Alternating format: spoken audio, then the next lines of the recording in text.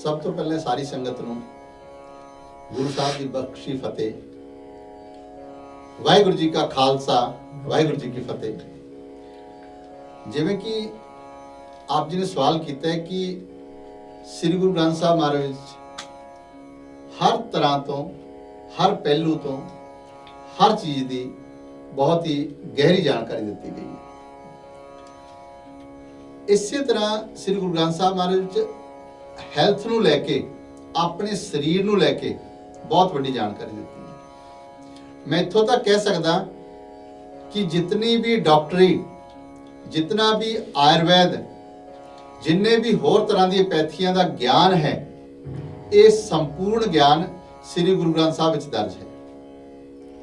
लेकिन बड़े दुख नाल कहना पैंदा है कि ये सारी जिहड़ी नॉलेज है, गुरु ग्रंथ साहब महाराज का जिहड़ा सारा उपदेश है, इसका प्रचार और प्रसार जिन्हां भी प्रचारकां दी जिम्मेवारी बनती है, वो इसका प्रचार नहीं कर पा रहे हैं।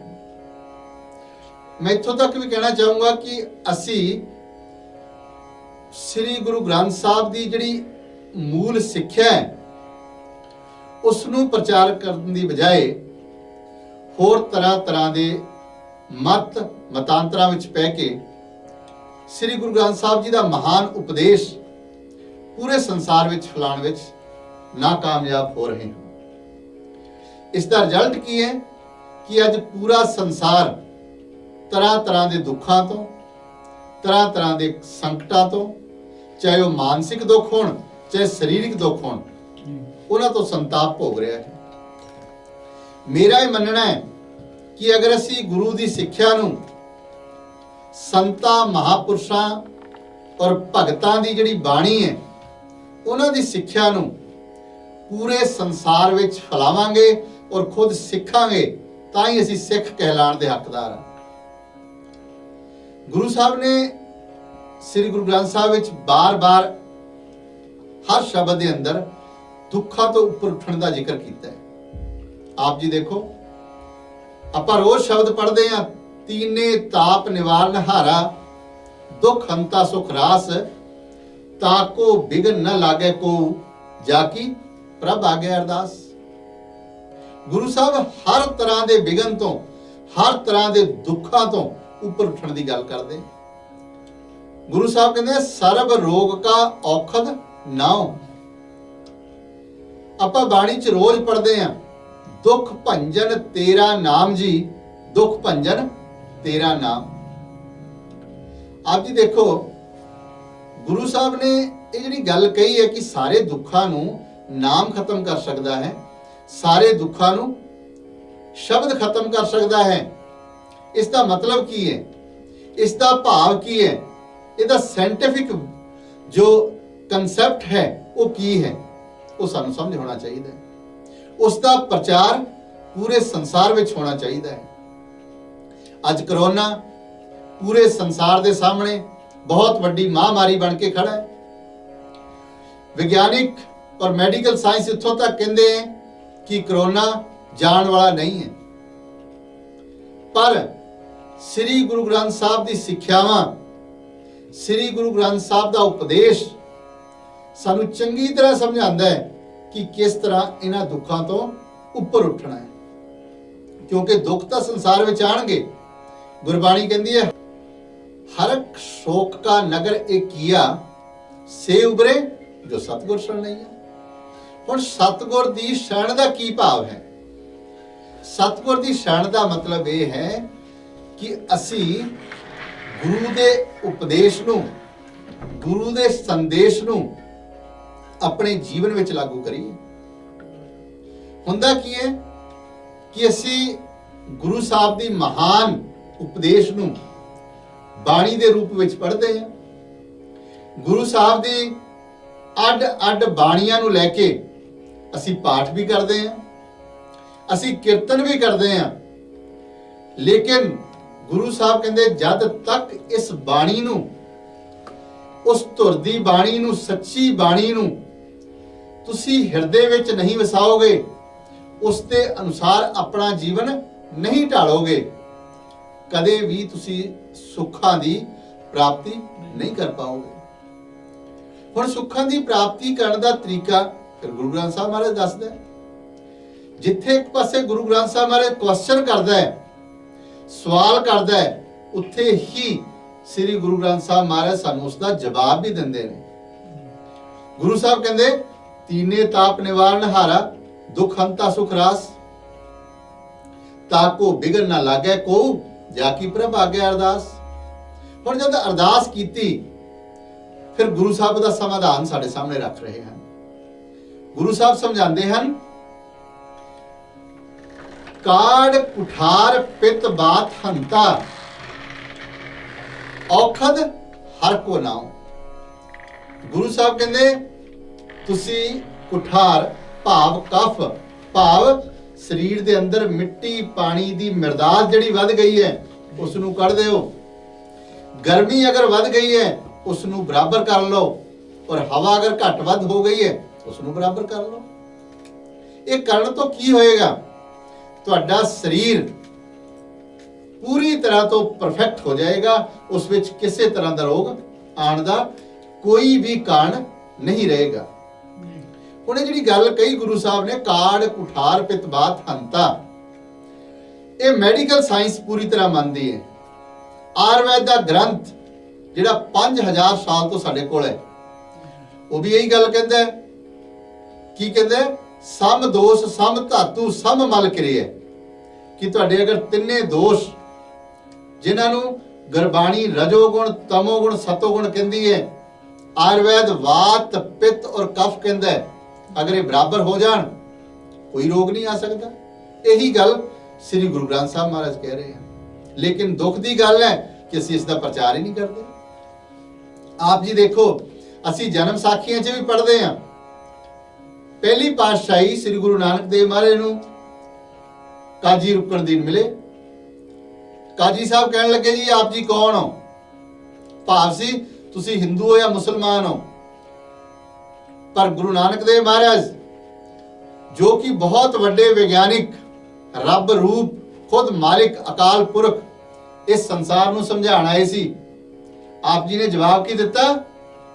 ਆਪ ਜੀ ਨੇ ਕਿਹਾ, ਹਿੰਦੂ ਕਹਾ ਤੋ ਮਾਰੀਏ, ਮੁਸਲਮਾਨ ਵੀ ਨਾ, ਪੰਜ ਤਤ ਕਾ ਮੇਰਾ ਪੁਤਲਾ, ਨਾਨਕ ਮੇਰਾ ਨਾਮ। ਕਿਵੇਂ ਪੰਜ ਤਤ ਦਾ? ਆਪ ਜੀ 9ਵੀਂ ਪਾਤਸ਼ਾਹੀ ਦੇ ਸ਼ਲੋਕ ਪੜੋ। 9ਵੀਂ ਪਾਤਸ਼ਾਹੀ ਸਮਝਾਉਂਦੇ हैं, पांच तत् को तन रचियो, जानो चतुर सुजान। यही गल गुरु ग्रंथ साहब महाराज की पूंजी कही जाने वाली वारा भाई गुरदास द्वारा लिखिया गई। आप जी संगत नूं समझा रहे ने। भाई गुरदास समझाते हैं, रकत बिंद की दे रच, पांच तत् की जड़ चढ़ाई, पवन पानी बेसंतरो, चौथी धरत संग मिलाई, पंचम विच आकाश कर, छठम करता अदृष्ट समाई। 25 गुण पंज तत्त मित्र सत्र मिलदे बनाई। भाई गुरदास बहुत बड़ा इशारा कर रहे ने इत्थे। की कहते ने? मित्र सत्र की दोस्त ते दुश्मनां ने मिलके देह बनाई है। किहड़े ने दोस्त दुश्मन? किहड़े ने पंज तत्त? ਉਹ ਹੈ ਮਿੱਟੀ, ਅਗਨੀ, ਹਵਾ, ਪਾਣੀ ਤੇ ਆਕਾਸ਼। ਇਹ ਪੰਜੇ ਤੱਤਾਂ ਨੇ ਸਾਡਾ ਸਰੀਰ ਬਣਾਇਆ। ਇਹ ਮੈਡੀਕਲ ਸਾਇੰਸ ਵੀ ਮੰਨਦੀ ਹੈ, ਇਹ ਸਾਡਾ ਆਯੁਰਵੈਦ ਦਾ ਗ੍ਰੰਥ ਕਹਿੰਦਾ ਹੈ, ਔਰ ਸ੍ਰੀ ਗੁਰੂ ਗ੍ਰੰਥ ਸਾਹਿਬ ਜੀ ਬੜੇ ਸੌਖੇ ਢੰਗ ਨਾਲ ਸਾਡੇ ਸਾਹਮਣੇ ਇਹ ਗੱਲ ਰੱਖਦੇ ਨੇ, ਉਪਦੇਸ਼ ਕਰਦੇ ਨੇ। ਲੇਕਿਨ ਬੜੇ ਦੁੱਖ ਦੀ ਗੱਲ ਹੈ, ਅਸੀਂ ਇਸ ਗੱਲ ਨੂੰ ਸੰਗਤਾਂ ਦੇ ਵਿੱਚ ਕਦੇ ਰੱਖਦੇ ਹੀ ਨਹੀਂ। ਗੁਰੂ ਸਾਹਿਬ ਕਹਿ ਰਹੇ कि पंज तत्त तो शरीर बने, दोस्त दुश्मना तो। हुण जो दोस्त ते दुश्मन इकट्ठे किवें हो सकते हैं? एक कमरे दे अंदर पंज दुश्मन इकट्ठे हो सकते हैं एक दूजे दे? जवाब की होएगा साडा? नहीं हो सकते। पर इत्थे पंजे दुश्मन इकट्ठे हैं। क्यों इकट्ठे हैं? की कारण है पिछे? बड़े दुख की गल है, सिख संगत जो पूरी दुनिया नूं ठीक कर सकती है, पूरी दुनिया नूं सेहतमंद कर सकती है, दुखों तो दूर कर सकती है। एक छोटी जी गल जिहड़ा असीं रोज गुरु ग्रंथ साहिब महाराज पढ़ते हैं, लेकिन प्रचारक सानू अज तक दस नहीं पाए कि पंजे तत्त किवें जुड़ के काम करते हैं। मैं साध संगत जी नाल गल करना चाहूँगा, ये पंजे तत्तां नूं नाम बन के रखता है, शब्द बन के रखता है। ये बाणी विच दर्ज है। बाणी कहती है शब्द है धरती, शब्द है आकाश, शब्द है शब्द भया प्रगास, सगल सृष्ट शब्द के पाछे, नानक शब्द कटे कटाछे। सुखमनी साहब पूरी दुनिया विच शायद सब तो ज्यादा पढ़िया जाने वाला पाठ है गुरु साहब का। असी उस पढ़ते हैं, नाम के धारे सगले जंत, नाम के धारे खंड ब्रह्मंड, जेता कीता तेता नाओ, बिन नामे ना ही कोई ठाओ। हुण गुरु साहब समझाने कोई कसर नहीं छड्ड रहे। गुरु साहब सानू बड़ा जोर दे के बड़े प्यार दे नाल गल समझा रहे ने कि तुहाडी देह पंज तत्तां नाल मिल के बनी है, पर ये पंजे तत्त तद तक जीवित ने, तद तक काम करनगे जद तक साडे अंदर वो शब्द की ताकत है, वो नाम की ताकत है। देखो किन्ने सुचज्जे ढंग नाल, किन्नी गहरे ढंग नाल गुरु साहब सानू दस रहे ने। गुरु साहब कहंदे उत्पत परलो शब्दे होवे, शब्दे ही फिर ओपत होवे। गुरु साहब कहंदे इस ब्रह्मांड चो जिदन शब्द वापस चला गया, इस ब्रह्मांड की परलो हो जाएगी। जिस दिन इस शरीर के अंदरों शब्द निकल गया, ये पंजे तत्त एक दूजे नूं खत्म कर देंगे।